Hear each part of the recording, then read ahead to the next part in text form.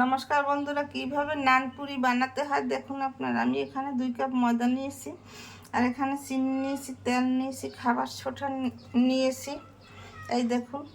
তারপর 1 কাপ টক দই নিয়েছি।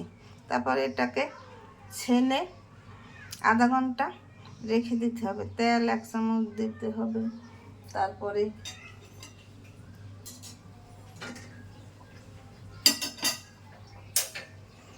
চিনি দিতে হবে, আর 1 চামচ খাবার সোডা দিতে হবে, আর টক দই দিয়ে এটাকে মেখে আধা ঘন্টা রাখতে হবে।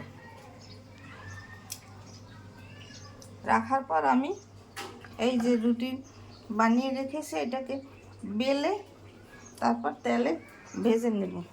এই যে আমার তেলে ভাজা হয়ে গেছে নানপুরি, দেখুন দেখতে কত সুন্দর হয়েছে, খেতে খুব সুস্বাদু লাগবে। আমার অনেকগুলো নানপুরি ভাজা হয়ে গেছে। এইভাবে আপনারা ঘরে তৈরি করে খেয়ে দেখবেন, খেতে অনেক সুস্বাদু লাগবে। আমার চ্যানেলটিকে সাবস্ক্রাইব করে লাইক কমেন্ট শেয়ার করে পাশে থাকুন। ধন্যবাদ।